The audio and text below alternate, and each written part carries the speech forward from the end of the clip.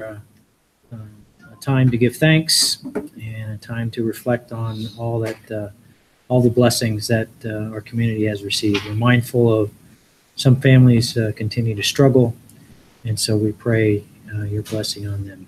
Thank you for our teachers and our staff who serve our students. Amen. Amen.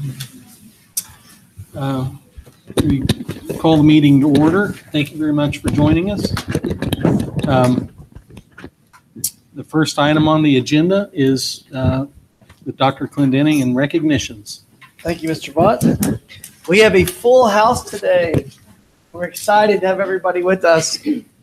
For everyone that's here, it's relatively new. When we call the person up that's going to be recognized, we ask that the person come up and introduce their family members or entire team or whomever else that you brought to the event, and then talk a little bit about what you did. So we're going to get started with that. So Mrs. Nally.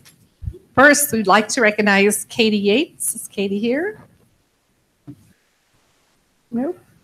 We will still recognize her in name. Katie is a Central 9 student, and she is in the Veterinary Careers class at C9 and was recently selected as Student of the Month for October.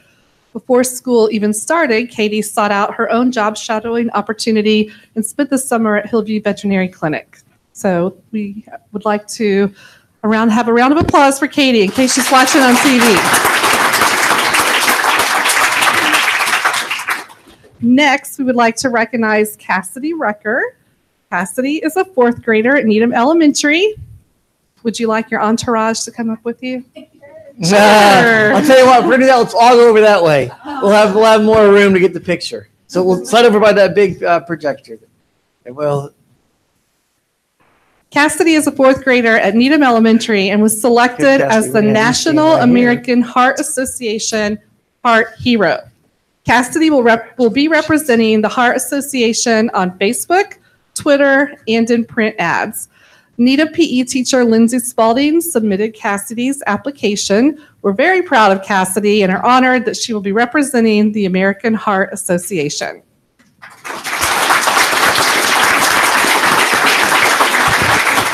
Well, I'll say a few things.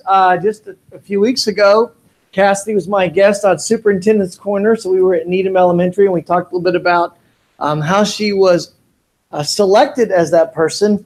But she is the very first person from Indiana to be American Heart Hero. So that's quite an honor. So I'm going to ask you, you can first introduce your family, but then we're going to talk just a little bit and tell everybody, how did you get selected?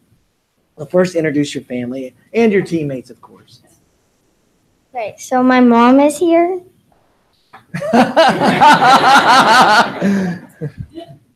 We have Quinn, just take a step.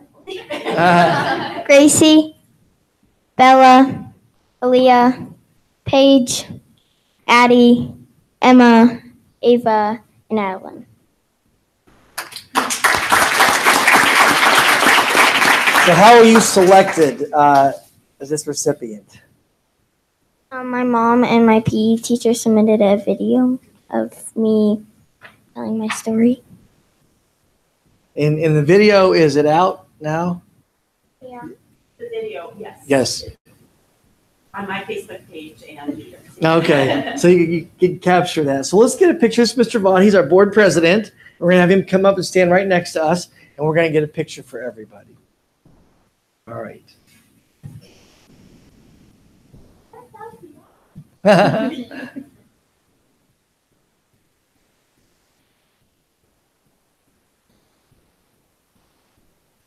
we got to get one more over here. We got to angle this way. Thank you. There you go. Let me get. No, you got to stay here, Mr. Vaughn. Here, we'll slide back. You stay right there. Team, move up around her. There we go.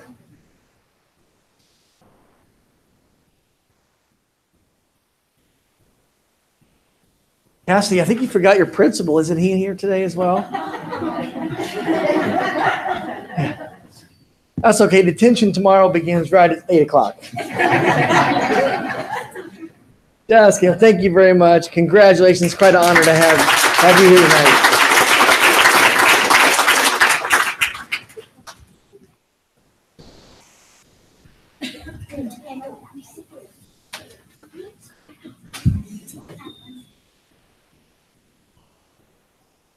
Next, we'd like to recognize Luke Sherry. Luke decided on his very own to ask his friends to donate money in lieu of gifts for his birthday so he could purchase a new Xbox for his friends that lost their game system in a house fire. The boys were at the party and had no idea that Luke was doing this. After the party, Luke was able to purchase the Xbox and deliver it to the boys that evening and help them set it up. When he handed the boys the box and saw their faces light up, he was glad that he had been so generous, and it was a valuable lesson on what it means to lose everything. Thank you, Luke Sherry.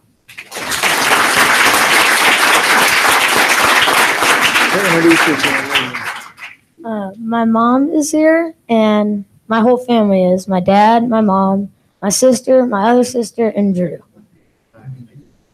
So talk a little bit about this fire, that was in your neighborhood? Is that right? Yeah. And these are friends of yours that lost everything. Yes. So what made you decide to do this act of kindness? Well, for my birthday, I didn't really know what I wanted.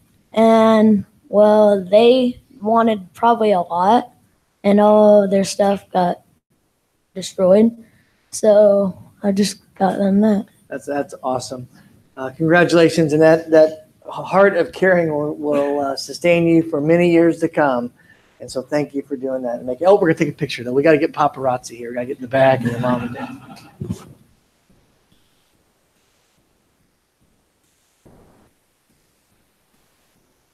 Thank you. Good job.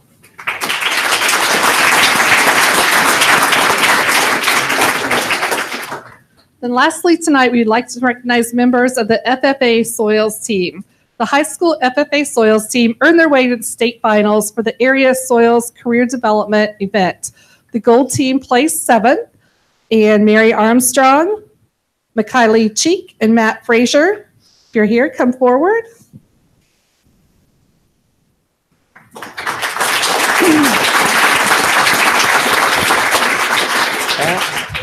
The silver team placed 36th, Morgan Wade, Taylor Roy, Right? Ben Jones, and Kaylin Mitten. Come forward, please. Help me out with names. Morgan placed 7th, Michaela placed 16th in the senior FFA division with over 180 participants. All right. Tom Beckman is their coach, and their teacher is Caitlin Pierce. You guys want your picture taken? All right.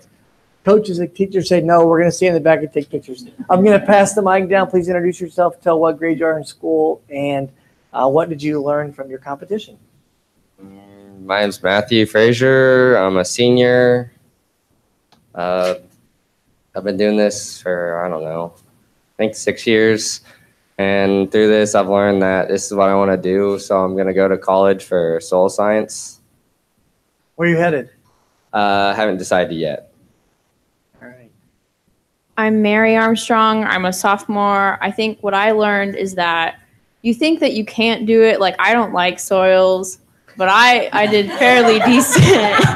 I did fairly decent. I didn't think I could do it, but I placed pretty well in the contest, and I might not do it again. But I learned that you don't think you can do it, but you definitely can.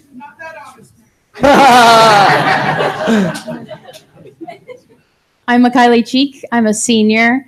Soils was all right. I mean, when you tell people, hey, you're judging dirt, they're like, wait, what? And then you start talking about these things, and they're just like, are you okay? And it's like, yeah, I think so. I'm Ben Jones. I'm a freshman, and what made me do soils was people were pushing me, and I really wanted to do it, and so I just did it, and I wanted to do FFA, and here I am. My name is Taylor Roy, and I'm a senior. This is my second year doing soils. I think the biggest thing I learned out of this is not only like the competition about soils, but building friendships and like the determination that our coach pushed us through. Because at first, like, it's overwhelming and it's a lot, but once you get in it and get into it, it's a lot, and it's really rewarding in the end. Okay, so I'm Morgan Wade. This is my first year doing soils. I'd say it was a pretty good one. I'm a sophomore, and I ended up placing 7th overall. and this is probably the only time Tom is ever going to hear me admit this. But I actually really like soils, and I'm glad I did it. And I was really reluctant throughout the entire year. I was always like, oh, I hate soils. This is awful. But then I got all of these new friends. I know a lot about how to judge soil, and it's so much fun. And I'm only doing it again if Tom does it. Aww. Hi, my name's Kaylin Mitten. I am a sophomore, and this is also my first year. Once I started soils, this is just something that was really inspiring to me. I never really thought throughout my whole years I would actually do this. But these people are more than just friends. These people are family, and they've inspired me so much. And like every day I come, and like I just get so excited, and I feel this like warmth of, you know, love and everything. So I just hope to keep on doing this, and I hope it also inspires other people. If you have any questions you want to try and join, do it. It's fun. And even if you don't like it, that's okay. Like, you learn from it. So thank you. All right, let's squeeze together so we can get a picture. And do we need 2 rows, or can you get all of this? Okay.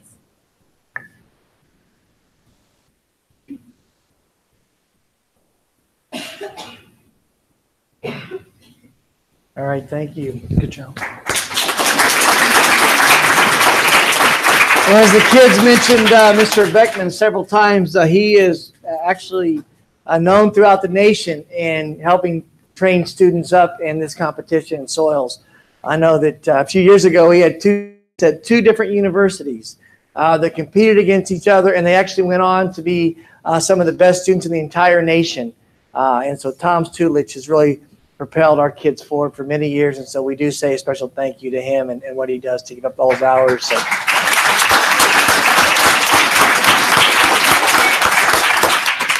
That concludes recognition, and if you're looking for a nice time to exit, this is it.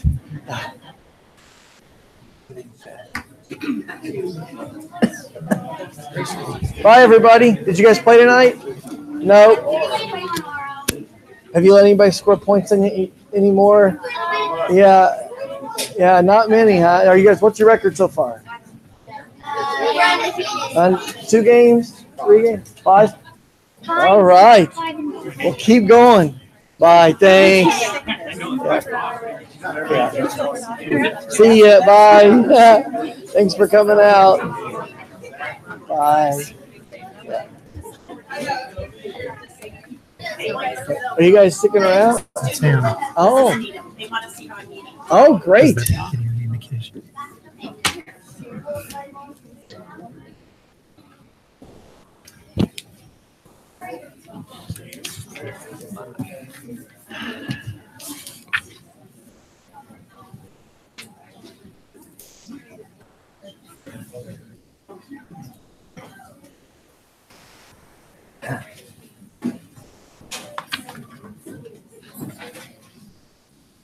There's Cam. I was going to say Kim's here, right?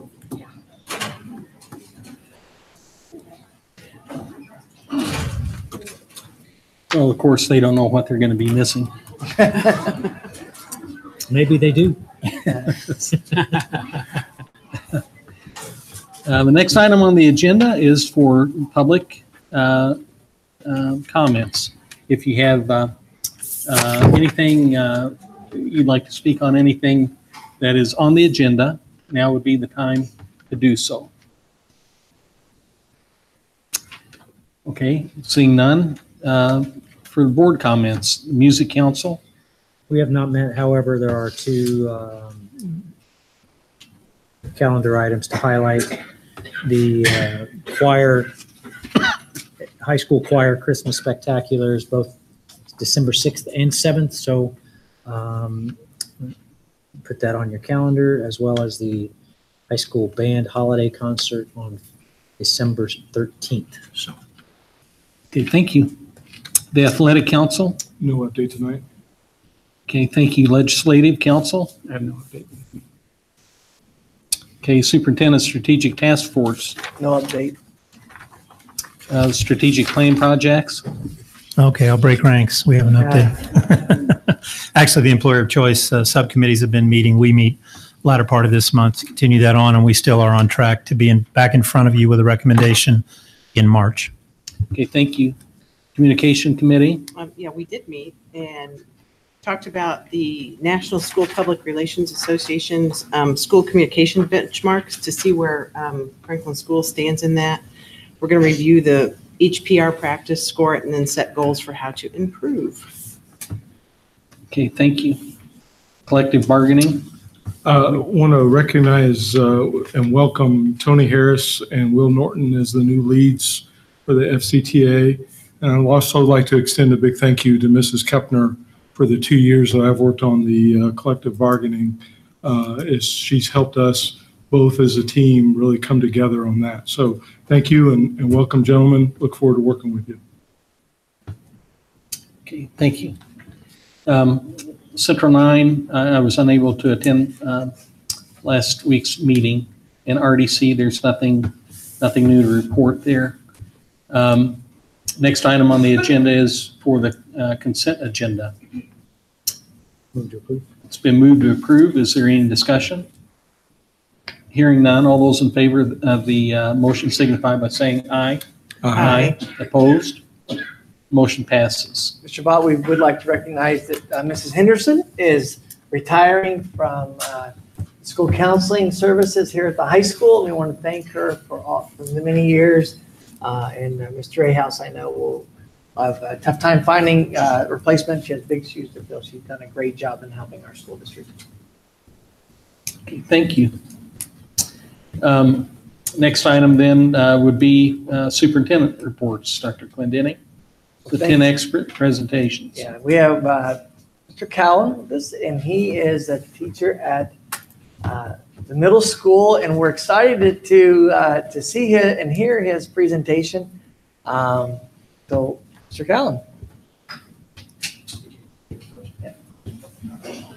Okay. All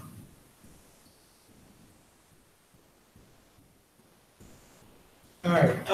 This was a big project, and I've been doing projects and teaching for a couple of years anyway, and I'm used to being like a lone wolf. But the first thing I got to do, thank you. It's not quite like the Oscars, but there are so many people I need to thank. Natalie Campbell, like you've done with my universities, we were booking the trip and all that, and then Matt and Maria. Matt got me everything I needed for this, technology-wise, and Maria and he sat down with me after school and coached me through it. Ray Lane and Melissa McCain worked with me on the expedition kit that we're using for the virtual reality. Dustin set up the internet for it to be used here tonight in my classroom. Oh, I get one of these. Wow. Okay. And of course, I've got to thank Dr. Clendenning, the 10X committee, and the school board for making the 10X grants possible. My dad was a teacher for almost 40 years, and when I told him about the grant that I gotten, and I said, yeah, and I got it from the school. What? So it was quite an opportunity. One problem that I think teachers face over and over again, and I face it even though like people say, well, you teach art. Well, yeah, I still get some of this. And the challenge is, how do you turn that into that? When you teach middle or high school, you can kind of go the sensational route. Like, this might wake this guy up. This was a painting that was in the Uffizi Gallery in Florence this summer. We went and saw it, and it's pretty cool. It's pretty gross. It's St. Thomas, who's like, Christ has been resurrected, and Thomas is like, nah, wait, it's not you. And he said, no, check it out. There's a hole in my side. And there he is putting his finger in the hole in Christ's side. That wakes some kids up. That's kind of a cheap shot, though. What I thought might really engage them, one thing I've always wanted to do is make kids feel in their gut, what they're learning, to really experience it. So I thought about virtual reality. How could I really get kids involved in something that they otherwise wouldn't maybe get 2 cents about? And I thought maybe virtual reality was the way to do it. I love Florence, Italy. I went when I was in college. I spent 2 days or a day and a half in Florence, Italy. And it is the heart of the Renaissance. It is where science and math and technology and art all came together. And I thought, that's a time not unlike what we have right now. So we flew to Florence. We spent a week there and took hundreds of photos, dozens of 360-degree videos, and dozens of 360-degree photos. And I built this website. I'll come back to the website in a moment. From there, the kids used the Google Expedition Kit, and this was just a few glimpses from their field trip. And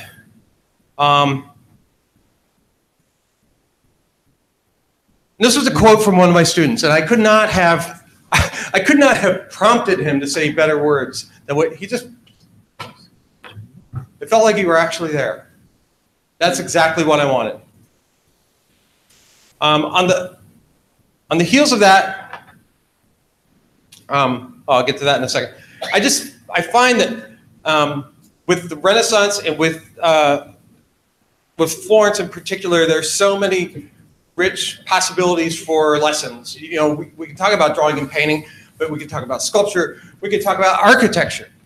We can talk about science, technology, engineering, art, and math. I mean, STEM is great. You'll grow something with a STEM, but STEAM is power. You add the art in, it's STEAM, and it's power. On the heels of this, we started to do a big group project.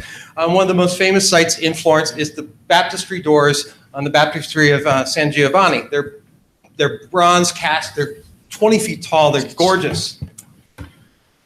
So I thought we would make our own set. We were using tooling foil. They're responding to a theme of heroes. And this is still a work in progress. These are going to go up on doors in the building at the middle school. I scouted out, probably they are going to go on the auditorium doors since those are the most visible. To go back to the website real quickly.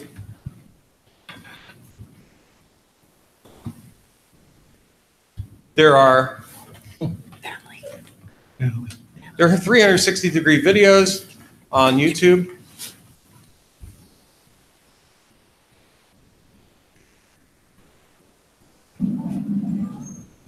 This is in the Piazza del Duomo, but you can look up, look around. For those of you who haven't seen through the goggles, you can put this through goggles. And the videos are a way that they can actually not only experience it visually, but they can plug in earbuds and get it, the 360-degree plus the sound and really feel the experience. So, how hard is that actually to do? I mean, that's really cool. How hard is it? A lot harder than I thought. Taking the photos was not hard.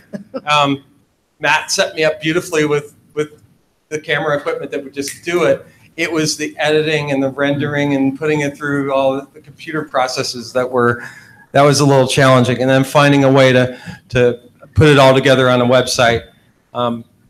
Yeah, it took a while. I still have dozens and dozens and dozens of photos and videos to go through. This is going to be an ongoing. This is going to bear fruit for years to come. So it was so worth it to me, and I just really appreciate the opportunity.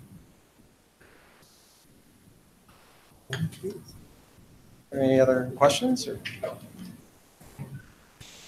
Thank you for sharing. Yeah, nice job. Thank you very much.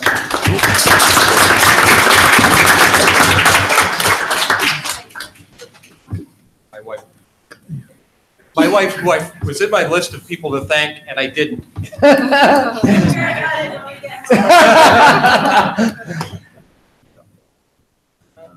We'll go back to this.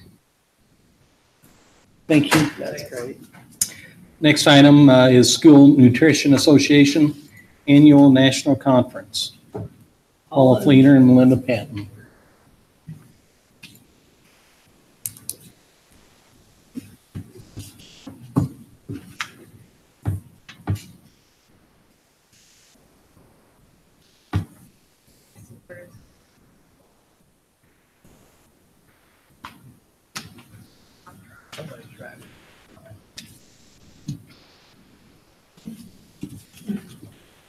All right, we're not quite as exciting as that. I'm sorry, we're not going to travel the world. But we were given the opportunity to go to the National School Nutrition Show in Vegas. And we went with the idea of what happens in Vegas really shouldn't have to stay in Vegas.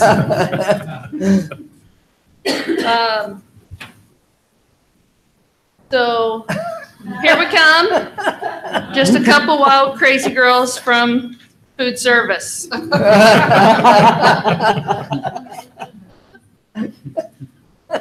Now, while we are two people, from the same department, and we did receive 2 10X grants. However, we took them in totally different directions. I went and focused more on the administration and the communication and marketing side, while Melinda focused on her SNA certification and training that focused on nutritional meals. Excuse me, what is SNA? The School Nutrition Association. And just know I am, I work in the office with Jill Overton, the food service director, and Melinda is a cafeteria manager. So again, that's the difference in kind of why we took 2 different paths, is our jobs are totally different. Okay. These are just some examples of some of the trainings that I did attend. As you can see, I tried to focus on marketing and maintenance of our equipment. One of the things I really liked, I liked the transforming our negative comments into positive marketing. One real simple thing I took from that is even though you've got an angry parent that you know has called and you need to call them back, if you call them back as soon as possible, you've kind of turned that into a positive because at least they know somebody's listening. And so I really liked that. And we're really good at that at the food service. Not that we get a lot of angry parents.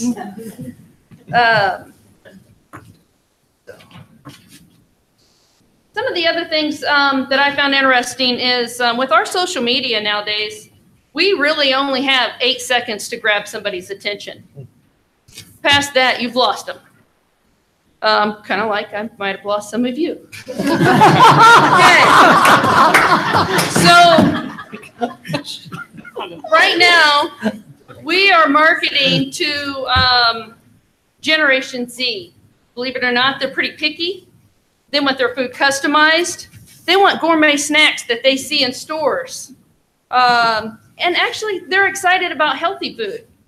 But you have to present that in a way that makes them, you know, that they want to eat it and still meet all of our guidelines, which is kind of tough sometimes. Some of the ways we're doing that, we've got flavor stations at some of our schools with all kinds of different stuff the kids can grab. We've started.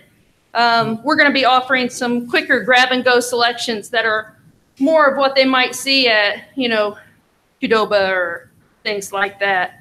We're going to start offering iced coffee that is actually meets requirements. We also use local places like the Apple Works. We've been, this year and last year, they actually provide us apples almost the entire winter. We've also worked with Gabe Hart Farms to get corn, and we work with Nature's Gift out of Morgantown to get produce. We have started working on getting a Twitter page out there. It is up. It's just, we haven't given it a real push. We're waiting for something good to get it out there and market it with the kids. So part of my grant was not only to focus on the School Nutrition Association, but I asked if I could work on a little bit of my hobby, which I like to take some pictures and do some photography. And since I've had my kids, who are now 11, pretty much my only photography has been my children.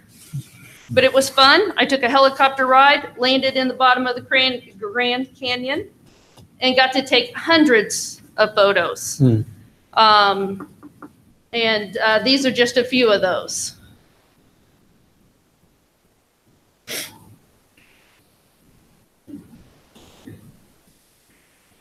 All right.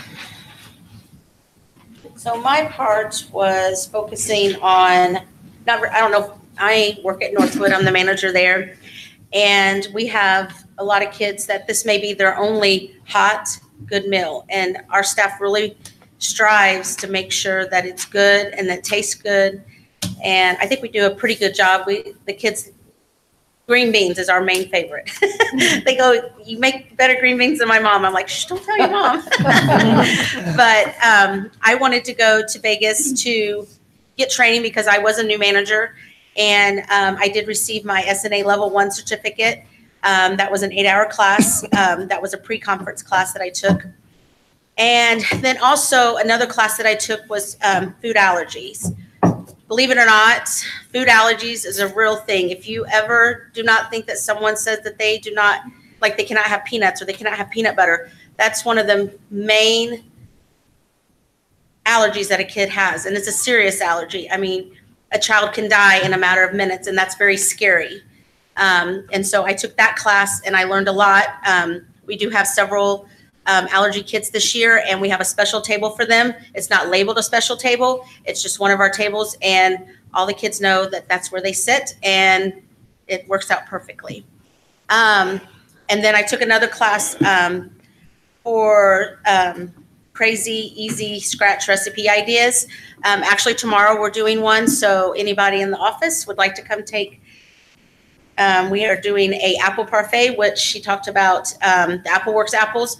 We baked those today with some cinnamon seasoning, and they were really good.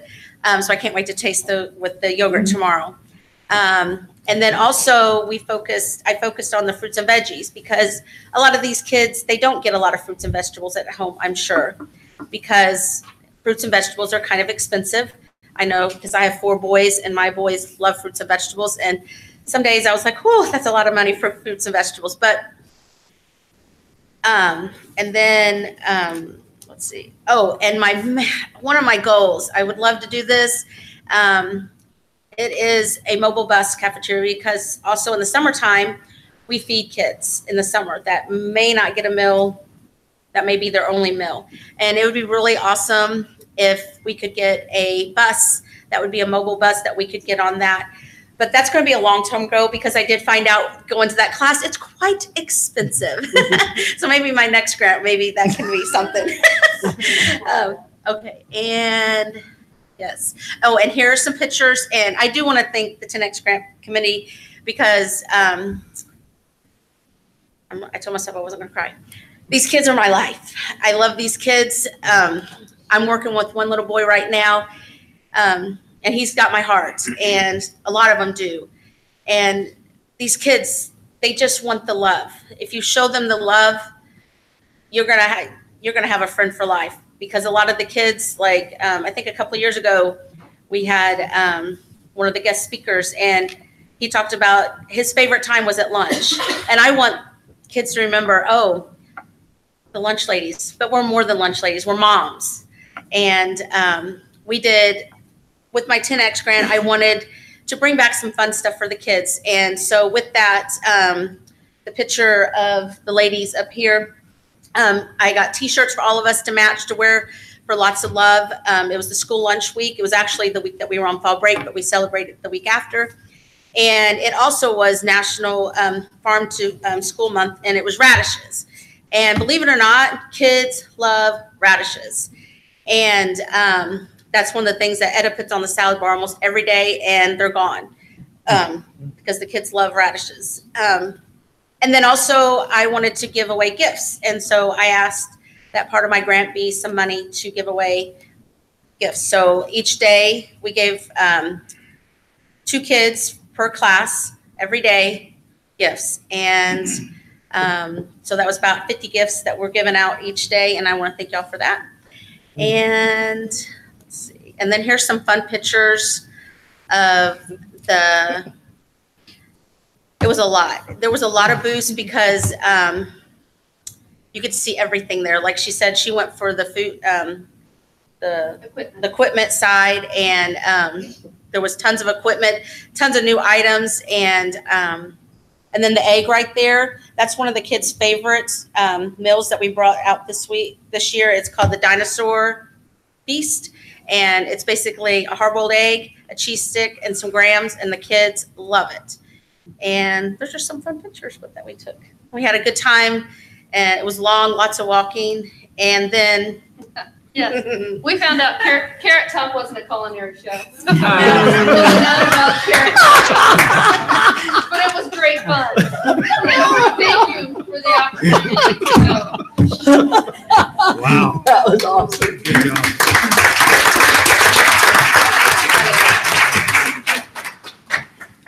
You should see Mrs. Dayton. She wants to talk to you about the bus idea. I think she's got some ideas too. Oh, yes. Perfect. Thank you very much for making the most of every opportunity you have to connect with the kids. We appreciate that very much. That's important for the kids. Okay, the next item is for the McKinneyVento update. Mrs. Sperling.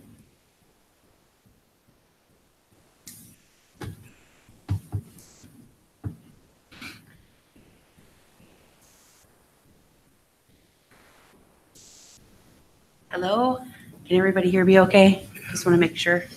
Thank you for having me here tonight. I really enjoy, as Deb Brown-Nally knows, I don't like getting in front of people, but I do like talking about what I do for the school corporation because I'm very impassioned about it. My name is Kimberly Sperling. I'm the Community Outreach Coordinator for Franklin Community School Corporation. I should just be the button. Oh no.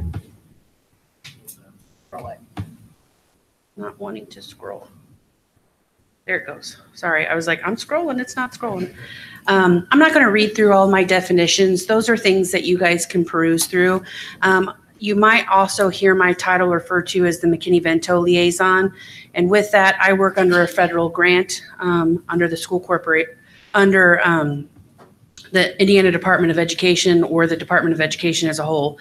I help to really create awareness about homelessness in our community and with our school corporation. And I also work very hard to help the staff understand how to identify students that are severely at risk or in homeless situations so that we can help provide resources. Through being involved with this position, it's afforded me the opportunity to be very creative. And so I have created Cub Connect, which I use as an umbrella term to describe what I do for the school corporation. I don't often like to engage families and call them and say, I hear you're homeless. That is not a very inviting or engaging conversation to have with individuals. So I tell them, you know, I have created Cub Connect. I'm a part of this program that can serve at-risk and struggling students. And I just want to be able to find out if there are any resources that I have that, you know, might be able to meet your needs. As you can see, I won't go through the list, but as you can see, there's a lot of opportunity that I have to be able to provide resources to the students and their families. I really enjoy working with the families closely. For the ones who are willing to really engage with me, it's a very rewarding relationship for them as well as myself. I get to have the opportunity to watch a family or a student that might be in a struggling situation, and then while working with their parents or their caregivers, I've now seen an unstable house become a stable house. And that's extremely rewarding on all sides. So I really enjoy that opportunity. I also work with Cub Closet, which we provide a clothing pantry in the school corporation. And then I brought a food pantry to the school corporation as well. And again, everything's Cub, so go Cub. So we have the Cub Pantry. What's unique and awesome about the Cub Pantry is it's not just for students and families, it's also for the staff of the school corporation. And there are no income requirements. Any family who needs the help can come here. We don't have a lengthy questionnaire or anything. It's really just, I need to identify that you're either staff or you have a student within the school corporation, and then you have access to our pantry, and it's awesome. Again, with this relationship or with this position that I have with the school corporation, it has afforded me an opportunity to be able to partner with so many different agencies and organizations in the community. And this is such a short list. But again, I just wanted to kind of identify all the partnerships that I've had the opportunity to establish. Whether it's education, I work really hard for students that may be in Franklin Academy. And so if there's educational opportunities in there, I'd like to provide those or pay for certain services they need, tutoring situations. We also have opportunity with No Place to Call Home and Kick It. There is monetary dollars. So if I come across families that are struggling within the school corporation and they are in a position where they may be getting evicted soon, I can reach out to these resources and see if they have funds available to help a family avoid eviction. Help with a deposit, help with utility assistance, things of that nature to turn a scary situation around from worrying about where you're going to lay your head at night, and to now with these partnerships, I've changed that for them. We also work to really engage the families and try to get involved with case management. We feel very strongly in my position and with the agencies that I partner with that case management helps families and helps households or helps individuals really work to change their situation. You need a partner with that. You need somebody that's willing to walk along that journey with you and say, let's work together on filling out a food stamp application or a job application, or let's help you with a resume and things of that nature. Sometimes that's all that is needed is a helping hand, and it can turn a situation that's very scary and unstable to something that's a little bit more stable, and these families have an opportunity for more self-sufficiency. This slide is very impactful to me. Hopefully I do a good job of helping to explain it. So what this is really trying to show is that Franklin Schools is up against the largest number of homeless students in the county. So you look, as you can see here, and I'll just acknowledge 2017, 2018. So the yellow right here, this is the number of students that have been identified by all other school corporations. And you can see from Franklin, we had the highest number of students just in our school corporation, and it over all the school corporations in Johnson County. So every year, even though our numbers may not be higher, we're looking at the highest. So, the families here are struggling. There's poverty issues, there's housing and affordable housing issues, and these are all real struggles from our backyard, our community. So hopefully, again, anybody and I put this on here also, if you have and know families, please report them and help them. Bring them to my attention. And also, if you have connections, I'm always networking.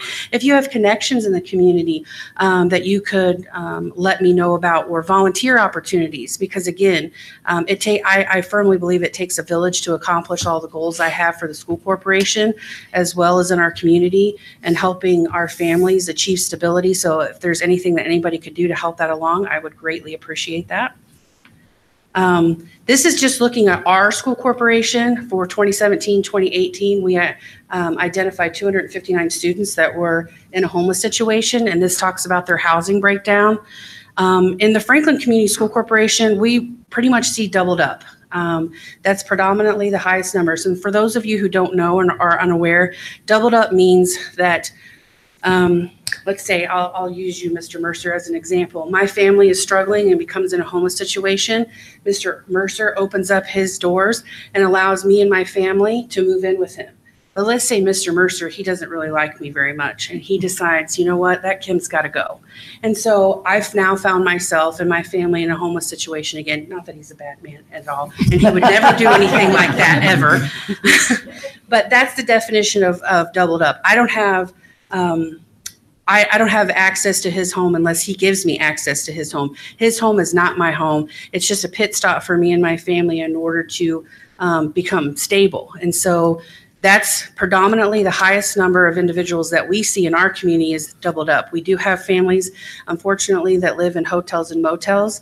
You may be asking yourself why, and why is this may be families who are repeat offenders, meaning they have multiple evictions. And so landlords are leery about giving them another chance to rent to them. Or they may have racked up, high utility bills and things of that nature, and they can't get utilities turned on in their name. So then they get stuck in this terrible situation where they're living in hotels and motels, and they're never going to get out of it because they can't save money because it's so costly to live in this kind of environment. So that's just a little bit about the housing status. The household served, this just is specifically looking at the families that I work with. So I had provided services to specifically to the homeless students and their families. 171 families received services from me in some way, shape, or form. There were some families that, whether it be pride issues or whatnot, and that is completely up to them. They did not want services. And then we have some that don't respond. They may be worried that I'm with DCS and they worry that I'm going to be involved with taking their children. There's a lot of fear around that. And as much as I try, they still, didn't want to engage, unfortunately. This is a breakdown of services that I provide and the numbers that are associated with that. I want to outline that this just isn't for families that have been identified as homeless. I will work with families that are at risk. I really believe in being proactive. And in order to do that, I've got to be able to know the families that are on that cusp, that are, they're one paycheck away from losing their house, or that domino effect starts. So if they lose that paycheck, then what's next? They're going to have trouble paying their rent, and then so on and so forth. So as you can see from here, I have an opportunity to help in a multitude of ways, which I'm very appreciative of for the grant that I work under. And one thing that I always get really excited about is I'm able to help seniors with their caps and gowns. I think that is just momentous. They've worked so hard, and I don't want that to be a barrier at the end of their, educational career. I can't walk because I don't have my cap and gown, and my funds enable me to be able to help them with that and remove that barrier for their families. So that's exciting. And I also work with families who are willing to work with me, help them become gainfully employed. So if they're willing to work with me and I do referrals for staffing agencies and I have relationships with them in regards to that, I can help them become employed, which is also exciting. How much does it cost for the cap and gown? I mean, how much is that a student? It ranges. So like I currently pay $65 because he cuts me a deal because he's a very generous man to provide cap and gown. But if I know that families are struggling and they want to provide, a party, and then there's announcements and class rings and other things like that, then the cost can go up, and it can be as much as $255 a student to kind of do all of those things. It just varies on what the family wants and needs. Thank you. Thank you. This is another thing that I'm just so passionate about is our Cub Pantry. As you can see here, our pantry assists staff, students, and families. It's located at the Franklin Community Middle School. And the families that we have served, I love the number at the bottom. It kind of is hidden. I'll move it up a little bit. But since its inception in 2015, we have served over 6,000 students and their families and staff.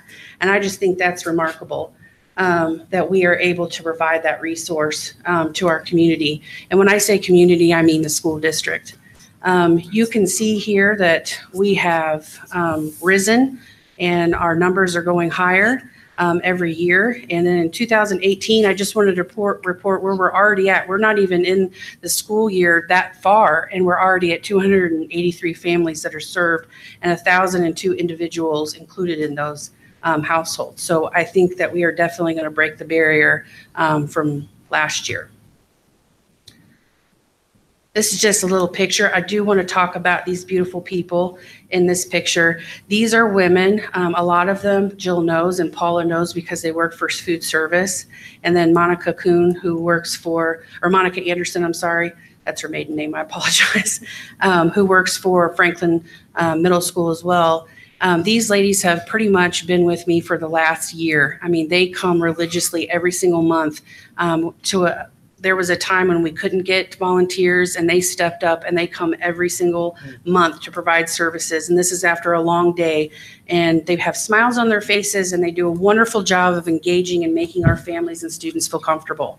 I also wanted to remind anybody that inform your families, inform your neighbors about our pantry. You can use the texting app remind.com, and you can sign up and either 81010 or at Cub Pan, and you will directly be able to communicate with me, and I can work with you to not only provide resources to you about the Cub Pantry, but I also use it to provide just resources in general, Christmas help, Thanksgiving help, any other resources I find I can promote and talk directly to the students and families that sign up for it. And then lastly, I just wanted to go over some new endeavors this year that I have been working on. This is a picture of Web. Yay, go Cheryl. And I've started basically an emergency pantry. So this doesn't have items like, milk, eggs, and bread and things of that nature, but it's in the entry lobby at Web. And so I take food from the pantry that I receive at the middle school, and through our use of our volunteers, we farm out additional food to all of the schools who have signed up for it. So Creekside will be getting their food within the next week and a half, but the high school, Northwood, Needham, and Webb all have their food pantries, and they're active now. So that's awesome.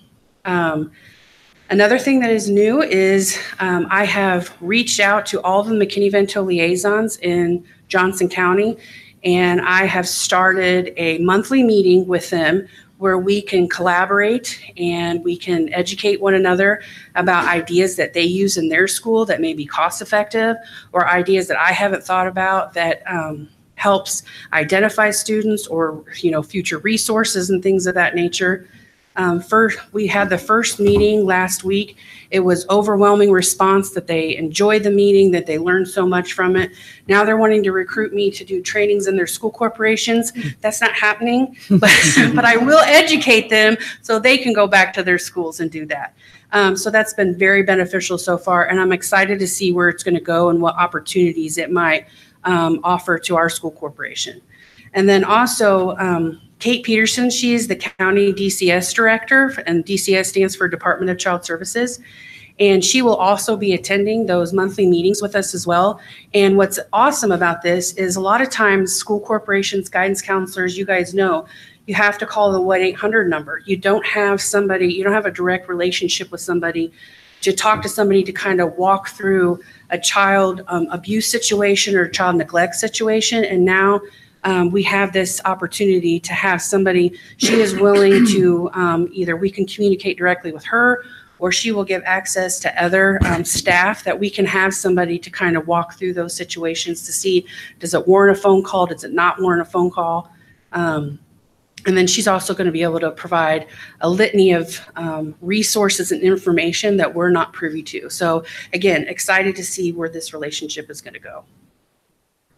And then last but not least, I wanted to thank the school corporation that affords me the opportunity to work with these families and these students. I'm very impassioned to work with them. Their success is everything to me. If we can turn a student's situation around towards the positive, then I know that I've done a good job that day. And I wanted to leave this Cub Connect. Again, you can like us on Facebook. And so please do. Again, I can share resources, and you can share those resources with, you know, your students, your community, and your neighbors. So thank you very much for your time, unless anyone has any questions. Yes, ma'am. Is there any way the student council at BW could get involved? Absolutely, I would love that. What I would do is I would say talk to your guidance counselor, Mrs. May, and have her contact me, and we'll see what we can work out. Thank you. But other than that, thank you so much for your time. Thank you very much. Thank you.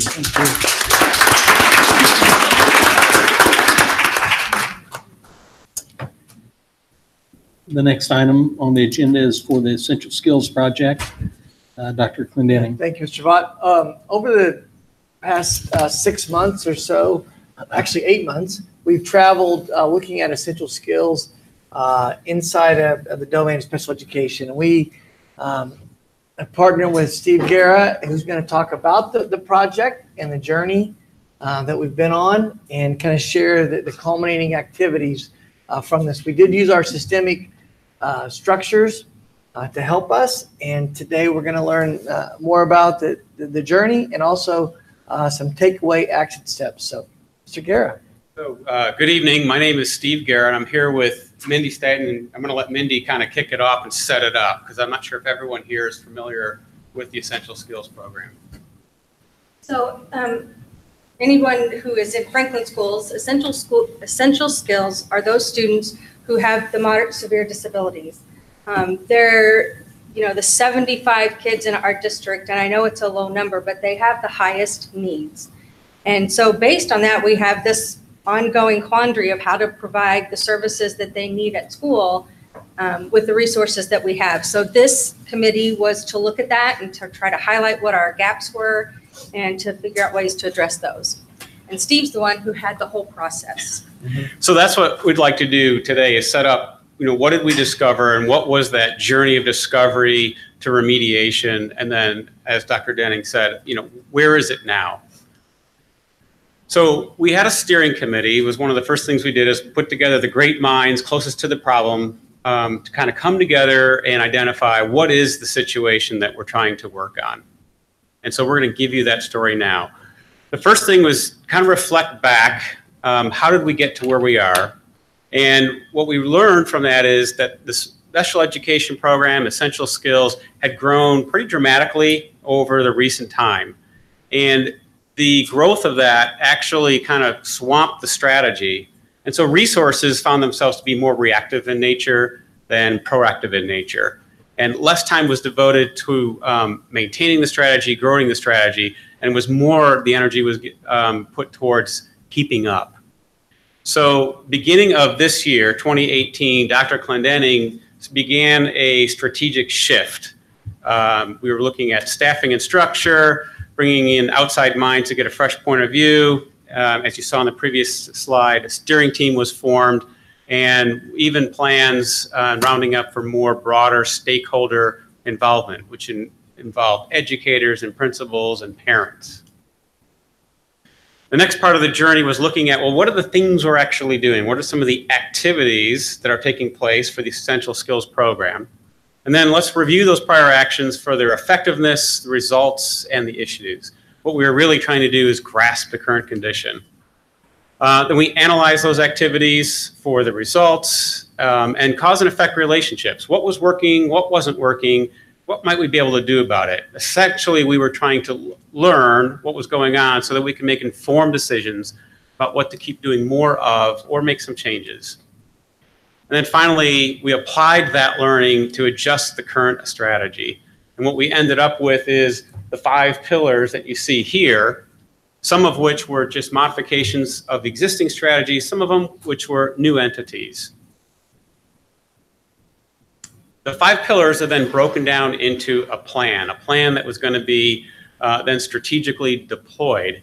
And what you see here under the 2019 goals is some of those 5 pillars and then some quick win activities that we knew were underway or could be done relatively quick. And then laid that onto a calendar, at least an initial plan.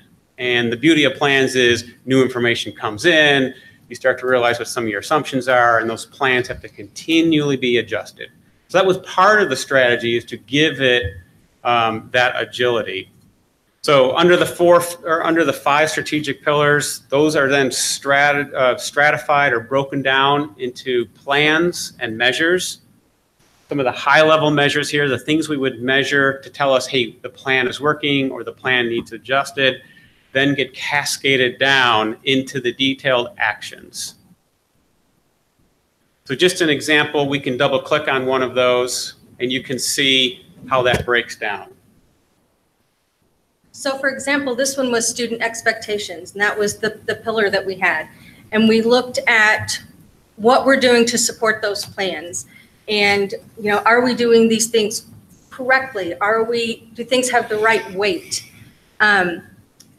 We took these and put them into actions and created an action plan from those supporting plans. This is kind of a high-level strategy, and it was broken down to even more steps after the supporting plans. So in a nutshell, that's kind of the story.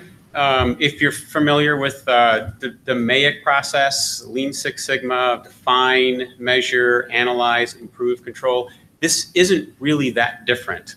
It's more of a strategic version of that DMAIC problem-solving method. It has a name. It's called A3 problem solving or A3 thinking. And the story we just told you, consisting of these parts, fits together in basically a blueprint, which looks like this. These all come together. This is the journey and the strategic plan that is now sitting on top of the Essential Skills program. And what Mindy was just exemplifying is one of those strategic pillars that gets managed basically the same way. So what you have is one method of problem solving that you can use for problems or refining and improving as well as deploying a strategy. So one method, flexible and adaptable. Okay, this is my special ed moment here. In special education, a lot of people think that the first picture, equality, we're going to give all the kids this stuff. And as you can see, some kids need it, some kids don't, and it's not effective for all the kids. So then we move into equity.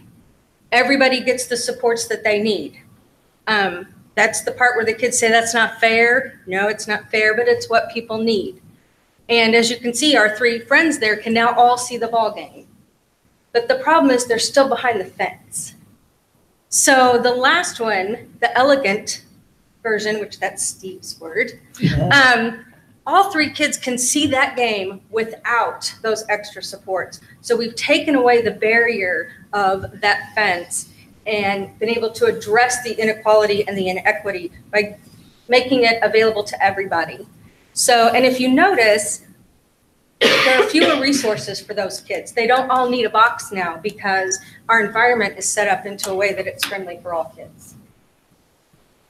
And this is the Dr. Clendenning visual for the bikes, but it's the same idea that if we give everybody the same size bike, it's going to be perfect for some people. It's going to be uncomfortable for some, dangerous for some, and impossible for other kids. But if we give them what they need, all kids can travel down the same path. Any questions?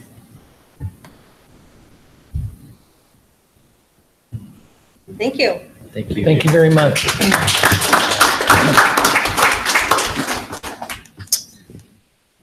Okay, next item on the agenda is the corporation financial report. Mr. Mercer. We are, thank you, Mr. Vaught. We are 1 month late in providing this to you, and as I have kept you abreast of this, as we made the transition to Skyward in our brand new software system, it took a little while for us to manage the history and getting everything kind of caught up. So thank you for your patience.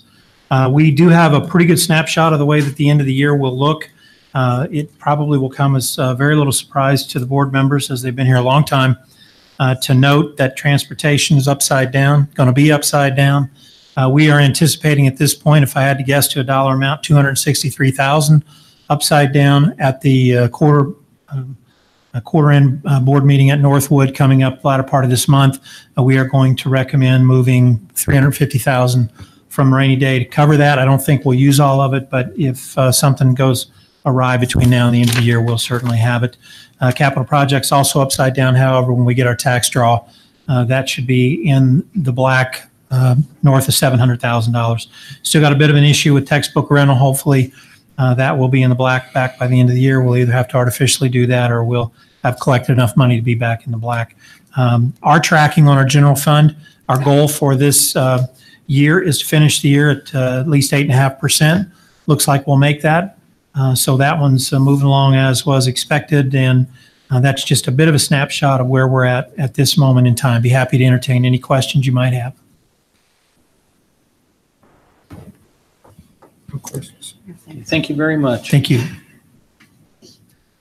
Next item on the agenda is for action items, school calendars. Ms. Brown-Alley. Yes, brought these last month via the school calendar committee. There are no changes. I'm just asking you to adopt those for the 1920 and 2021 school years. Move for approval. It's been moved for approval. Is there any discussion? Hearing none, all those in favor signify by saying aye. Aye. Opposed? Motion passes. Next item is a resolution to establish the Education Fund and Operations Fund. Mr. Mercer. Several months ago, we talked about the impending change on January the 1st. We are moving away from the current accounting structure for the state of Indiana and moving to the new structure. So general fund, capital projects, transportation, bus replacement will all be gone, and that'll be replaced by education and operations.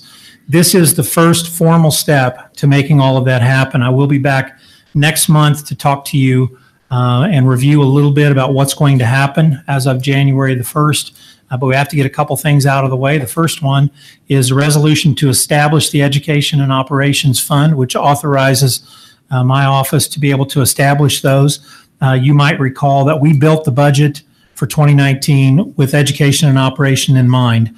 We have a side-by-side with what our existing world is and what the new world will be. So that's already in place, but this authorizes us to go ahead and set those funds up in our Skyward program. So I would ask, Roger, I might ask, can I do all three of these at once, or do I need to do them individually? I would like, well, I think you certainly can introduce them all at once. Okay.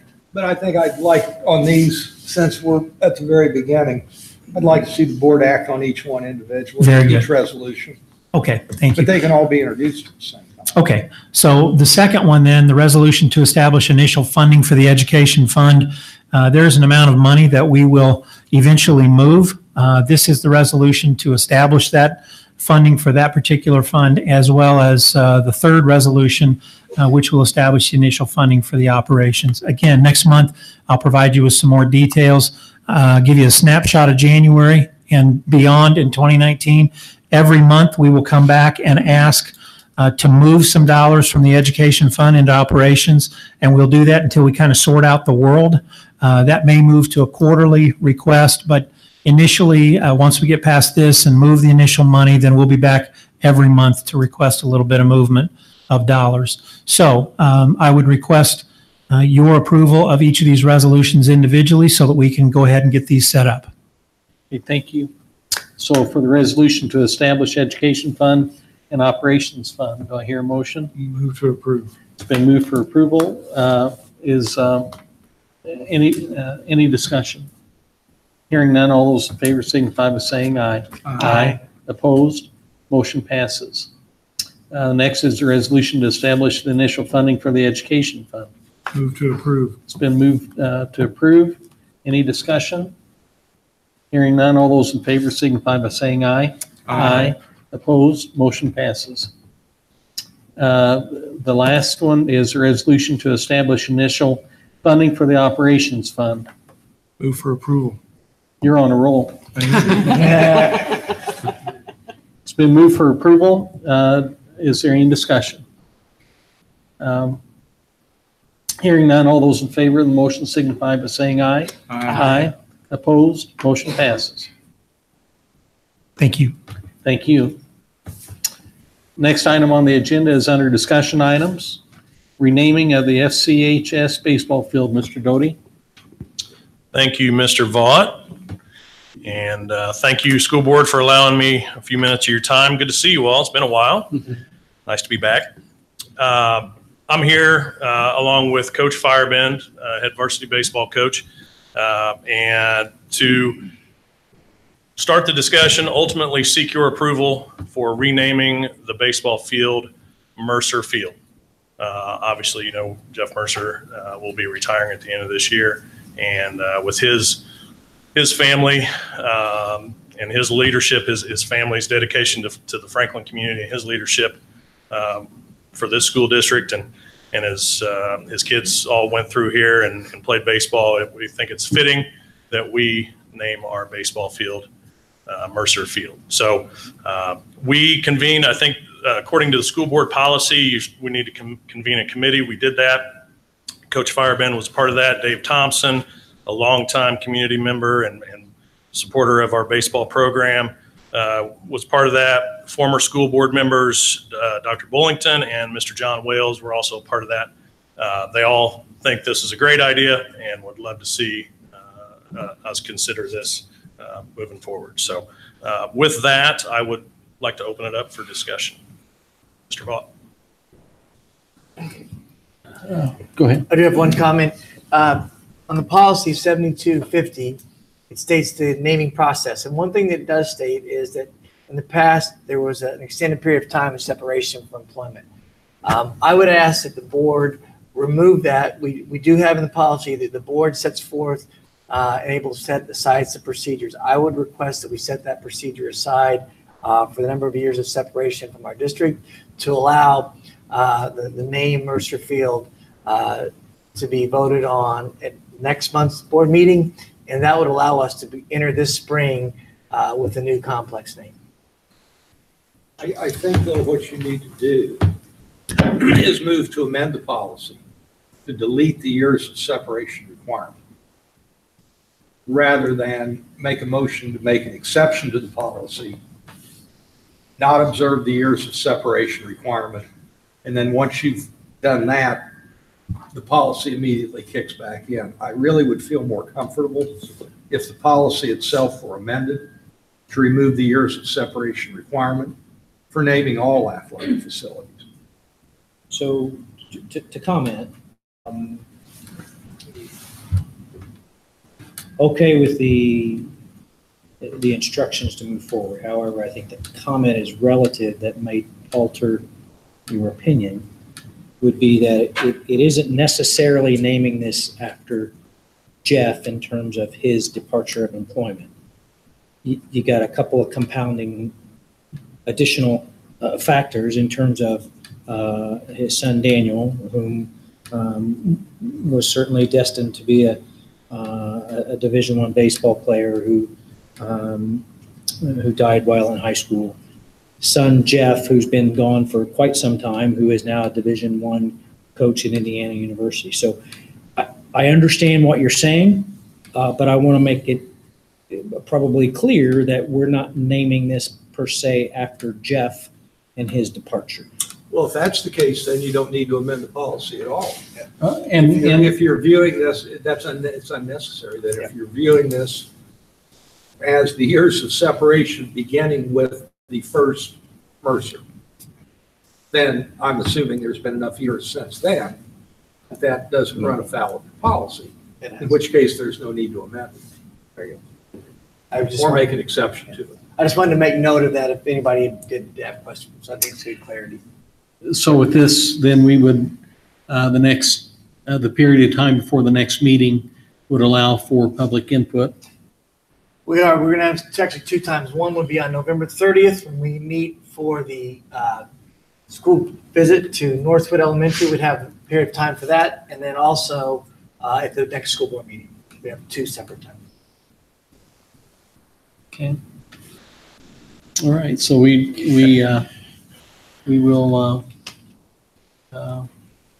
take whatever action at the December meeting then that we. Thank you, Mr. Vaught. Okay, thank you very much. Okay, next item is for the board and administrative comments. First of all, for the board, anybody have any comments? I'd like to thank these students for staying here this late. I mean, it's riveting, right? What was your favorite part?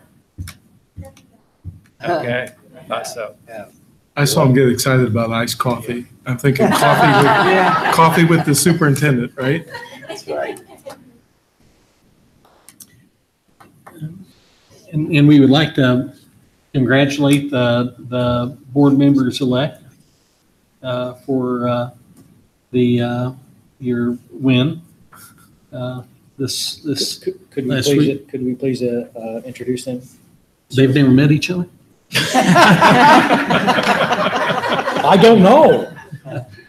Becky Nelson with Union Township and Ryan Wagerman with Wagner. I'm sorry. I always get that wrong. Going back to high school days, aren't you? Yeah. Congratulations.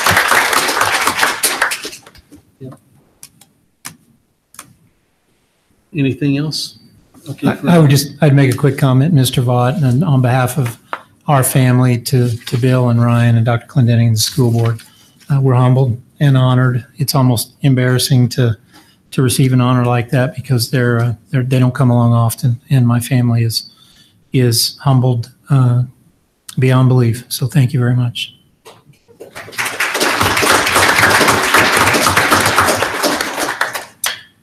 Well, with that, Mr. Thompson. Move to adjourn. Hey, you're gonna get them in. Things on calendar. First coming up, want to remind everyone of the Thanksgiving break. We're heading for the bar. I know. Quarterly board visit I did mention, but the next couple of things, the choir concert and the central office Christmas dinner. Make sure that if you want tickets, please let us know about the choir concert and the Christmas dinner. We do have RSVP. We're going to be at the Garment Factory. The band and choir will both be performing for us. Good. And the Coochie students will be here in January. So just want to highlight that as well. So with that, that will conclude. One more thing. Next school board meeting, this is for the public. Next school board meeting, as we get ready to say goodbye to Mr. Vaught and Mr. Thompson for their many years of outstanding service, we are going to honor them prior to the meeting in an open house. And so we would ask that anybody would like to come. We're gonna go, I think, at 6:15 or 6:30, and then move to have an open house in their honor. So please come out and say thank you to their outstanding service to our district. Thank you. Mr. Thompson? Is it okay now? It's okay. We'll move to adjourn. Oh, you know what? Oh, my God. Hey, when we get new board members, this won't happen. We're not just trying to killing me, Smalls. Leave this out. We forgot, I forgot the public comments. So if we have any public comments, hey, thank you. Sorry about that. We're just doing this as we go along. It's your first time, isn't it? Yes. I didn't see that page. On the Mercer thing, I've been at school board meetings, been involved with schools, at least at Creekside and then on up. As my kids moved up, I did not realize how his family has been involved outside of what he's done for the school system. So hopefully, if it gets approved, we put a plaque showing different stages of the family, different parts of the family, and also especially with what he's done. But my main reason up here is that every once in a while, trying to be an active parent and also seeing what's going on, having kids at different schools, right now Creekside and middle school, it would be great if the calendar system within the school system is jointed together with all the different schools, so that when activities is brought up, that a parent has to make a decision, which one are we going to go to, especially when two of our students is performing, and then there's another activity that we want to do that we want to support. But because the schools don't really have a way of knowing, having a standard calendar, or even having the schools put their things on the calendar more actively, maybe it won't be, maybe the principals and other people involved can look at the different calendars and say, okay, that'll work, especially for parents that have other kids and other activities within the school. That's my only comment. Thank you very much. Are there any other public comments? Okay, Mr. Thompson. Are you sure? About 90%. Moved it. Thank you.